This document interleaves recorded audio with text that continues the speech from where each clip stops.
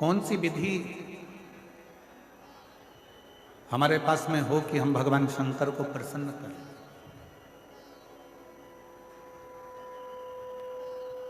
कौन सी विधि हमारे पास में हो कि हम भगवान शंकर को प्रसन्न कर कर उनसे वर प्राप्त करें? कोई विधि हमारे पास में नहीं है कि हम शिव जी को प्रसन्न कर सकें। और कौन सी भाषा, हम कौन सी भाषा बोलें जिससे हमारे देवाधिदेव महादेव प्रसन्न हो गए? कौन सी भाषा? तो कहा एक विश्वास की विधि है, एक भक्ति की विधि है और प्रेम की भाषा है।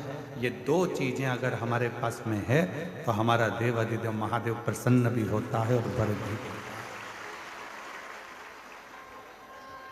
और तेरी कृपा बिना न हिले एक भी अणु, लेते हैं श्वास तेरी कृपा से तनु तनु। बखान क्या करूं मैं राखों के ढेर का, चपटी भभूत में खजाना कुबेर का। हे गंगाधर मुक्ति द्वार ओंकार तू, भोले ओंकार तू। आयो शरण तिहार शुभ शिव एक विधि से प्रसन्न हो जाते हैं, वो विश्वास की विधि है और भक्ति की विधि।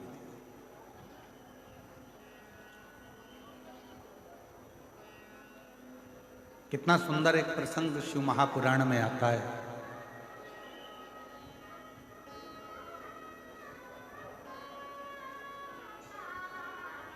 उत्तर भारत में एक मनोहरा नाम का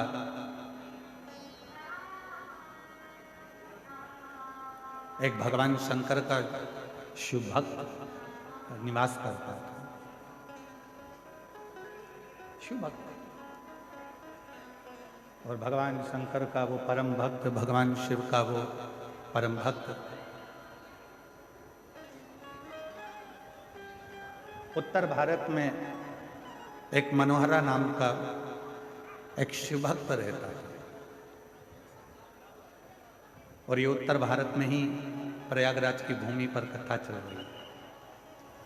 मनोहरा नाम का एक शिव भक्त है।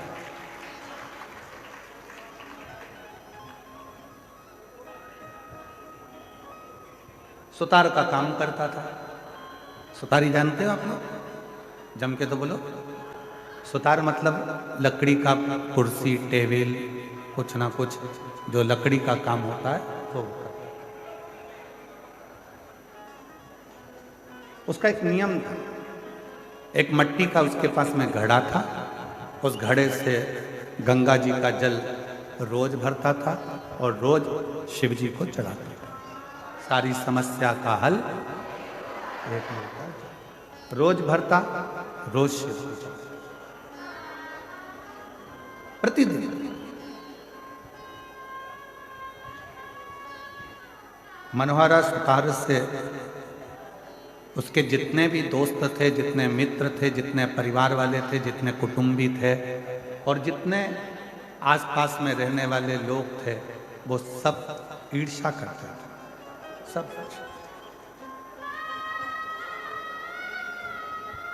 वो कहते हैं ना, घमंडी को ईश्वर नजर नहीं आता।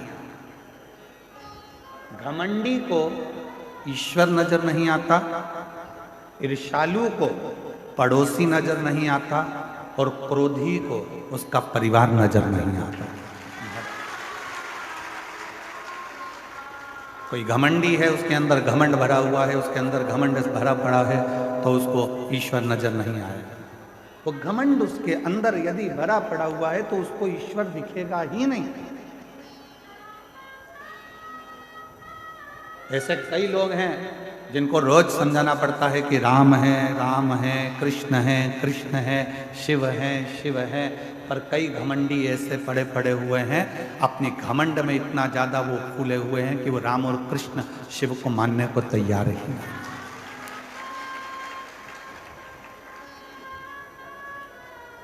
घमंडी को ईश्वर नहीं दिखता, ईर्ष्यालु को पड़ोसी नहीं दिखता। ईर्ष्या करने वाला कोई व्यक्ति है तो उसके पड़ोस में अगर कोई रह रहा है तो वो दिन रात ईर्ष्या करता करता करता करता रहेगा। उसको ये नहीं दिखेगा कि तेरे दुख की घड़ी में वो पड़ोसी आकर खड़ा हो जाता है, पर ईर्ष्या भरी।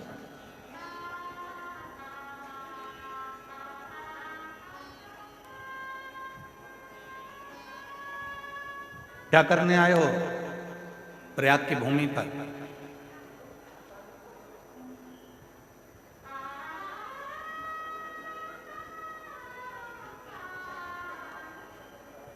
क्या करने पहुंचे हो इस संगम के तट पर?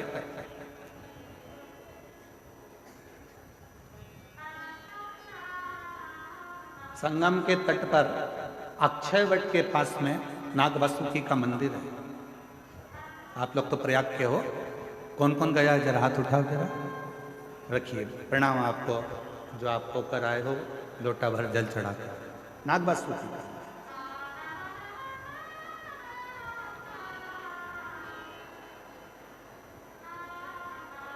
संगम के तट पर अक्षय वट के नजदीक में नाग वासुकी का मंदिर है।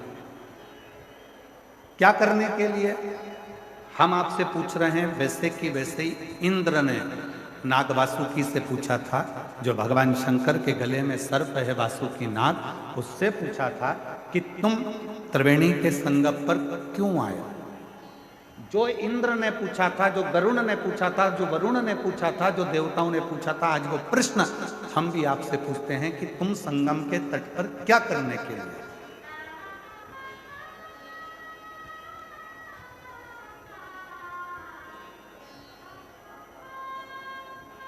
हजारों वर्ष पुरानी कथा आज फिर सतवा बाबा के शिविर में वही प्रश्न लेकर खड़ी हो गई, जो देवताओं ने भगवान शंकर के गले में पड़े हुए नाग वासुकी से पूछा था। वो प्रश्न आज फिर सामने आकर खड़ा है। देवताओं ने नाग वासुकी से पूछा कि तू त्रिवेणी के संगम पर क्या करने आया?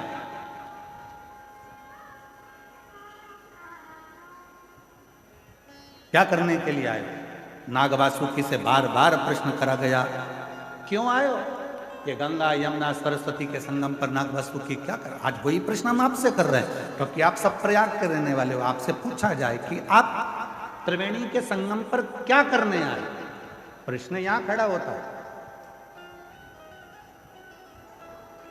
तो नाग वासुकी ने कहा, मंथन के समय पर मेरा शरीर पूरा की पूरा कष्टप्रद हो गया है, शरीर में से रक्त निकल रहा है, मेरे शरीर की एक एक नस नस टूट चुकी है, क्योंकि मैंने जब मंथन मुझे पकड़ कर करा गया तो पर्वत के घर्षण से मेरा शरीर पूरा टूट चुका है। मैं बहुत कष्ट में हूं, बहुत तकलीफ में हूं। तो क्या करने आए हो? बस उस कष्ट को मिटाने के लिए और भगवान से उनकी कृपा पाने के लिए मैं त्रिवेणी के तट पर आकर विराजमान। अब कोई तुमसे पूछे, क्यों रे भाई, ए प्रयाग वालों, त्रिवेणी के तट पर तुम क्या करने के लिए आए हो? तो तुम्हें नाग वासुकी के वो शब्द याद रखना है कि नाग वासुकी ने कहा कि मेरा शरीर हर जगह से टूट चुका है, बहुत कष्ट में हूँ, और मेरे कष्ट को मिटाने के लिए और भगवान की अविरल भक्ति को प्राप्त करने के लिए मैं यहाँ आया हूँ। वही शब्द तुम्हारे होना चाहिए। त्रिवेणी के तट पर क्यों आए? जब हम राम नाम जपेंगे, कृष्ण नाम जपेंगे, शिव नाम जपेंगे, भगवान की भक्ति करेंगे, भजन करेंगे, मंत्र जाप करेंगे, नाम जाप करेंगे, इस प्रयागराज की भूमि पर त्रिवेणी के संगम पर बैठकर हम कल्पवास करेंगे, भगवान की अविरल भक्ति प्राप्त करेंगे, तो हमारे जितने दुख हैं वो तो कटेंगे ही, साथ में भगवान शंकर की और राम की, कृष्ण की अविरल भक्ति भी हमको प्राप्त हो। हम क्या करने के लिए?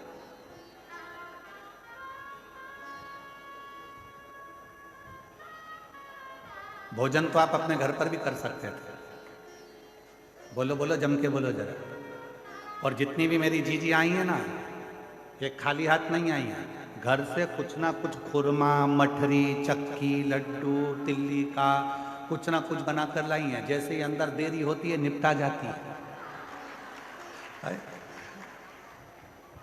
बस अपने भाई को नहीं खिलाती है, बाकी के तो निपटा जाती हो। अब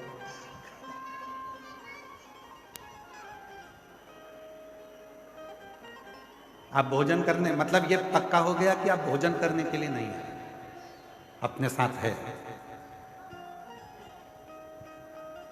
फिर किसी ने पूछा क्या तंबू में रहने के लिए, टेंट में रहने के लिए नीचे बिछा हुआ कालीन चाहिए? तो आप वो हो, मेरी जीजियां, मेरे जीजा ऐसे हैं कि इनको कालीन की भी जरूरत नहीं है। जिस टैंक से मल साफ होता है उस टैंक पर भी लोग चढ़ चढ़ के बैठे हुए हैं, मतलब आपको आसन से भी मतलब नहीं।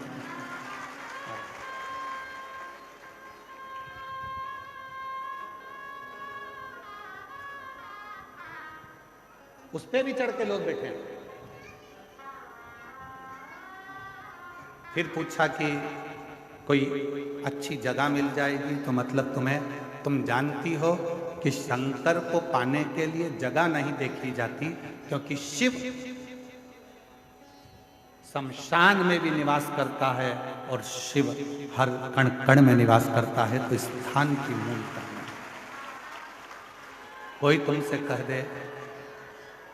कोई तुमसे कहे कि शंकर भगवान केवल मंदिर में मिलेंगे, या शिव जी केवल कथा में मिलेंगे, या शिव जी केवल घाट पर मिलेंगे, या शंकर भगवान केवल अमरनाथ केदारनाथ में मिलेंगे, तो नहीं, ऐसी कोई बात नहीं है।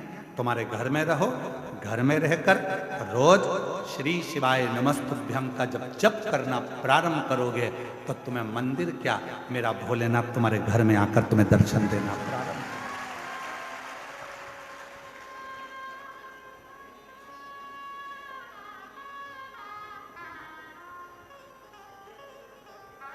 हमारे शैलेंद्र जी एक लाइन गुनगुनाते हैं कि मन को बना ले मन में शिवालय,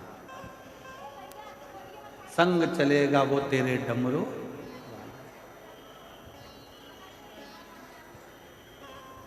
मन को शिवालय बना, और जिस दिन तुम्हारा मन शिवालय बन गया उस दिन तुम्हें शंकर को ढूंढने जाने की जरूरत नहीं। मत जाओ। मनोहरा की कथा करिए। उत्तर भारत की भूमि पर शंकर भगवान का एक भक्त मनोहरा ऐसा रहता था। शिव महापुराण की कथा कहती है कि वो मनोहरा सुतार का काम करता था, लकड़ी का काम करता था। उसके पास में एक मट्टी का केवल कलश था, लोटा था, पात्र था, जिससे वो शंकर को रोज गंगा का जल समर्पित करता था। प्रतिदिन रोज गंगा का जल रोज समर्पित करता था प्रतिदिन। एक दिन धर्म पत्नी चिढ़ गई। होता है ऐसा, पति अच्छा रहता है तो पत्नी थोड़ी सी क्रोधी रहती है, और पत्नी अगर अच्छी है तो पति थोड़ा क्रोधी रहता है। भगवान जब भी जोड़ी बनाता है ना तो बड़ा सोच समझ कर बनाता है। देख लो, तुमको यहीं से मतलब नहीं है, तुम तो त्रेता युग से चालू हो जाओ। राम जी के साथ जोड़ी बनी लक्ष्मण जी, भरत जी के साथ जोड़ी बनी शत्रुघ्न जी। ठीक है, जम के तो बोलो। दोनों की जोड़ी बनाई कि राम जी के साथ में जोड़ी बनाकर रखना है, राम लक्ष्मण की, भरत शत्रुघ्न जी की। और नहीं तो राम जी के साथ में राम जी सरल थे तो भरत जी की जोड़ी बन जाती, दोनों एक जैसे हो जाते, सरल सरल। पर नहीं, एक नम्रता वाले के साथ में एक क्रोधी का होना जरूरी है। राम जी के साथ लक्ष्मण का होना जरूरी है, और भरत जी के साथ शत्रुघ्न जी का होना जरूरी, बहुत जरूरी।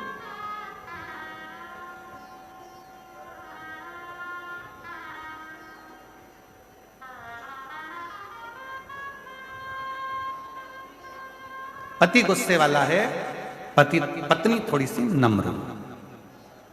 पत्नी गुस्से वाली है तो पति थोड़ा सा नम्र। वैसे तो पति बेचारा नम्र रहता ही है, ऐसा नहीं है कि नहीं रहता। कर्पूर गौरम करुणावतारम संसार सारम बुझ गए। वैसे तो उसमें नम्रता रहती है। तुम 25 प्रश्न करती हो, उस 25 प्रश्न में से 5 प्रश्न का उत्तर देता है, इससे ज्यादा नम्रता और क्या हो सकती है? तुम खुद विचार करो। केवल 5 प्रश्न का उत्तर देता है, इससे ज्यादा देता ही नहीं। कितनी बार तुम पूछती हो कैसी लग रही हूं? बोलता ही नहीं, बोलूंगा झगड़ा होगा, इसलिए बोलता ही नहीं बेचारा। अपनी तेल कंगा करता रहता। फिर आ गई सच के सिर पे जूड़ा मुड़ा बांध के, कैसी लग रही है? वो कंगा कर रहा था, कंगा से मूछे सेट कर रहा है। फिर आ गया, अब की बार सिर पे पल्लू डाल के पूछ रही कैसी लग रही हूं? कैसी? फिर बोला ऐसी लग रही जैसे हरी घास में भैंस चल रही है। अब बोला तो घर डोला। अब बोला ही तो वो कुछ प्रश्न का उत्तर देता, वो देता ही नहीं। उसकी सरलता बहुत सहज होता है।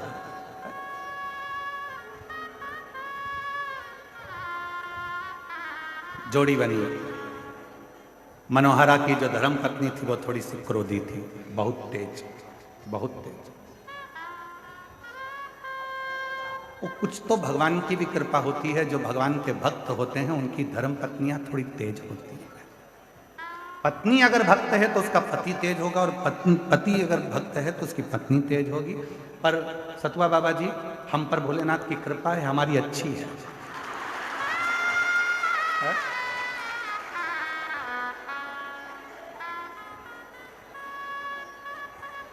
अगर वो थोड़ी गड़बड़ होती तो हम तुम्हारे आश्रम में नहीं आ पाते। पक्का। तो ऐसा होता है। और कोई कोई परिवार ऐसा होता है, जितने मेरे कल्पवास कर रहे हैं इस माघ के मेले में, जितने मेरे कल्पवासी हैं उनकी धर्म पत्नी भी अच्छी है, पति भी अच्छा है, दोनों मिलकर साथ में कल्पवास कर रहे हैं भगवत वचन। कई कई बहुत बाबा की कृपा से, कहीं शिव जी की बड़ी करुणा है, जो ऐसे पति पत्नी हैं कि दोनों हर साल कल्पवास करने के लिए 1 महीना दोनों रहकर अपने झोपड़े में, अपने टेंट में, पंडाल में भगवत भजन कर कर भगवान की अविरल भक्ति को प्राप्त कर। अविरल। तो मनोहरा की जो पत्नी थी,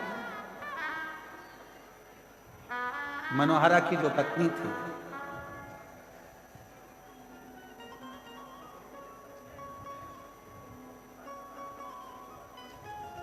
वो मनोहरा की पत्नी बहुत थी, बहुत।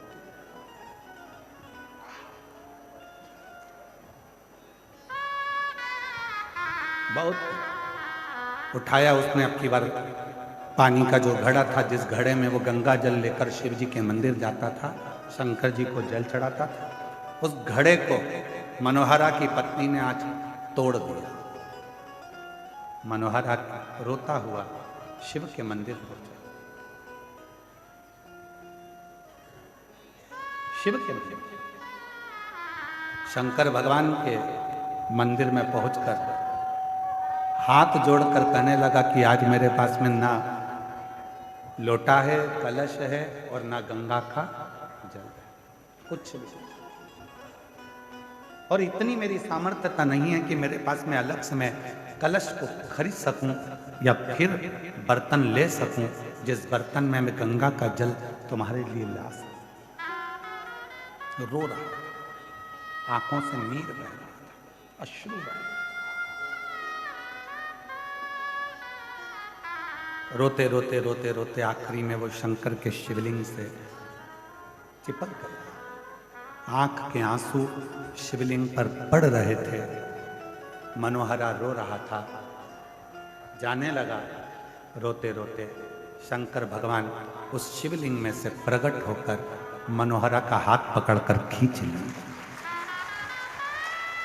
हाथ पकड़कर खींचा मनोहरा का, और बाबा भोलेनाथ से मनोहरा ने कहा कि रोज गंगा का जल लेकर आया पर इतने सालों में कभी तू प्रसन्न नहीं हुआ, प्रकट नहीं हुआ, आज कैसे प्रकट हो गया? शिव जी कहते हैं, मैं चांदी के या सोने के लोटे से प्रसन्न नहीं होता, मैं तो दिल से चढ़ाए हुए अश्रु के एक बूंद से भी प्रसन्न हो जाता हूं, जो भाव से मुझे समर्पित किया गया, जो तुमने मुझे भाव से दिया है। ना विधि थी उस मनोहरा सुतार के पास में, ना विधि थी उस मनोहरा सुतार के पास में, ना भाषा थी उस मनोहरा सुतार के पास में, ना कोई नियम था उस मनोहरा सुतार के पास में, तो केवल एक लोटा जल था, इसके सिवाय कुछ भी नहीं। नानी बाई का मायरा सुना है आप लोगों ने? जम के तो बोलो। नानी बाई के मायरे में नानी बाई का जो नरसिंह जी, जो नानी बाई के जो पिताजी थे नरसिंह मेहता जी, नरसिंह मेहता जी के बड़े भाई थे मदन मेहता जी। मदन मेहता जी की धर्म पत्नी थी दुरत गोरी। दुरत गोरी इतनी तेज थी कि अपने देवर को, नरसिंह मेहता को, और नरसिंह मेहता की धर्म पत्नी माणिक गोरी दोनों को गालियां देती थी, अपशब्द करती थी, ताने देती थी, आड़ा टेढ़ा करती थी, अपशब्द करती थी। और भाई मदन मेहता जी अपने भाई से बड़ा प्रेम करते थे, नरसिंह मेहता जी से बहुत स्नेह। जब दादी नरसिंह मेहता की जो दादी जी थी, वो नरसिंह को बहुत प्रेम करती, बहुत। तो माणिक गोरी दादी को स्नेह करती थी, प्रणाम करती थी, पर दुरत गोरी कभी दादी को प्रणाम नहीं करती। प्राण छूट गए दादी के, मर गए। नरसिंह मेहता की पत्नी भी खूब रोई और नरसिंह मेहता की भाभी भी बहुत रोई। पर नरसिंह मेहता की पत्नी जी को समझ में नहीं आया कि मेरी जेठानी दिन रात गाली देती थी दादी सास को, और दादी सास मरने के बाद ये गले चिपक चिपक कर रो रही है, सिर पे इतना लंबा लंबा पल्लू डाल के रो रही है। सास जिंदा थी तो पल्लू रखा यहाँ, और सास मर गई तो पल्लू रखा बिल्कुल छाती तक, और चिपक चिपक कर रो रही है। और थोड़ी देर तक रोई चिपक कर, उसके बाद देवरानी से बोली, मैं पानी पी के आई, अब तू रो ले। जब देवरानी रोने के लिए बैठी माणिक गोरी, तब उसको समझ में आया कि मेरी जेठानी चिपक कर इसलिए रो रही थी कि सास के कान में सोने की मुर्की थी, जो कान में डली थी, उसको दांत से कटक रही थी, निकाल। जब वो मुर्की निकल गई, रोते रोते लेकर गई और पानी के मटके में उसको डाल दिया, और आकर बोली कि अब दादी जी को लेकर चले जाओ, कब तक रखोगे? रोते रोते उनको लेकर गए। दादी जी के जाने के बाद 13 दिन नहीं हुए पूरे, और नरसिंह मेहता की भाभी ने नरसिंह मेहता को घर से निकालने का प्लानिंग कर लिया। जब प्लान बनाया उसको निकालने का, तब बड़े भाई को लगा कि मेरा बेटा, मेरा भाई आखिर जाएगा कहाँ, कहाँ जाएगा? तो फिर बड़े भाई ने विचार करा कि दुनिया में एक ऐसा है, वो देव अधिदेव महादेव, जो ठोकर खाए हुए व्यक्ति का साथ निभा देता है।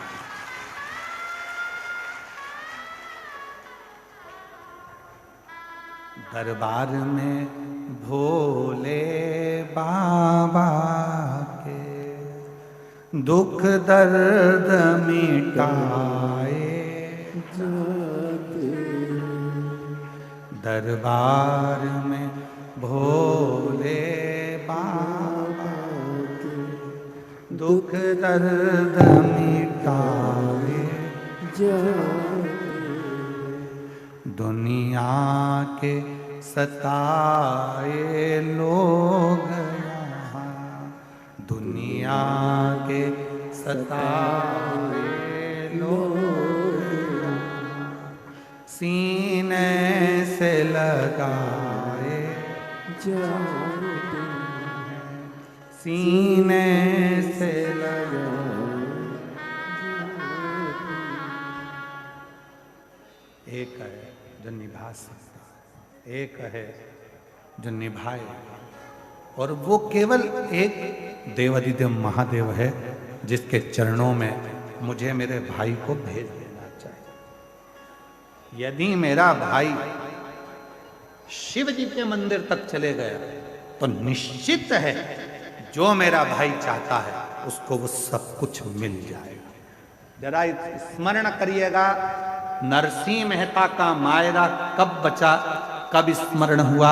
हजारों सालों का स्मरण कर कर देखिए कि वो नरसिंह मेहता के लिए बड़े भाई ने विचार कर लिया था, यदि ये शंकर के मंदिर तक पहुंच गया तो इसको शिव जी संभाल लेंगे।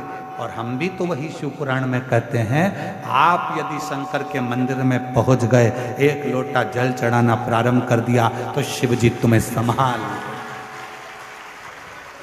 शंकर जी तुम्हें संभाल, कोई दूसरा नहीं संभाल सकता, संभालेगा वही।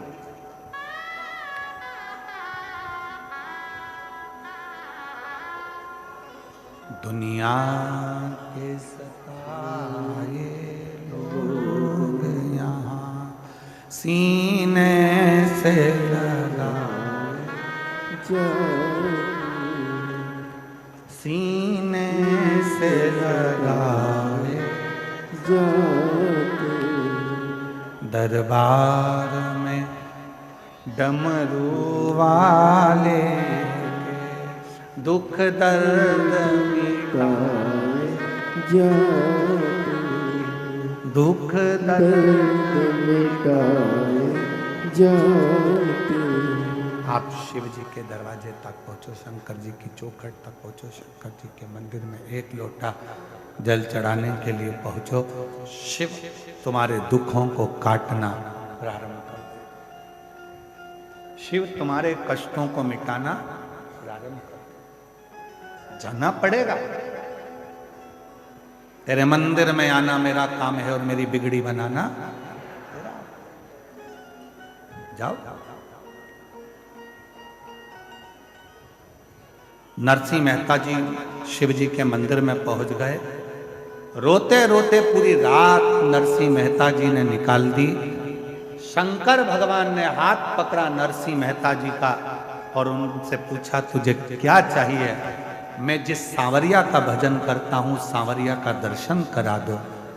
भारत की भूमि क्या पूरे विश्व की धरा पर केवल एक नरसिंह मेहता ऐसे संत थे जो जीते जी गौलोक धाम जाकर भगवान कृष्ण और राधा जी का दर्शन करे थे। गौलोक धाम में जहां पर भगवान की रास लीला का दर्शन हो रहा था, नरसिंह जी को ले जाकर वहां खड़ा कर दिया। नरसिंह जी को ले जाकर खड़ा करा, रास चल रहा था। सांवरिया सेठ, भगवान कृष्ण का ध्यान गया नरसिंह जी की ओर। सांवरिया जी दौड़ कर गए नरसिंह जी के पास में। हमारे यहाँ तो लोग मर जाते हैं तब आते हैं, तू तो जीते जी आ गया रे, तुझे लेकर कौन आया? नरसिंह जी बोले, वो शंकर जी लाए थे। इतने में सांवरिया सेठ ने बोला, अगर शंकर जी लेकर आए हैं फिर तो तू कहीं पर भी पहुंच सकता है, तेरा दुखड़ा कोई पर भी जाकर कहे, बाबा पूर्ण तरह से तेरे दुखड़े को मिटा सकता। किसी की सामर्थ्यता नहीं है, वो मिटाएगा, दुख काटेगा तो वो शिव का, कोई दुख नहीं काट सकता। ब्रह्मा ब्रह्मलोक में है, भगवान विष्णु वैकुंठ लोक में।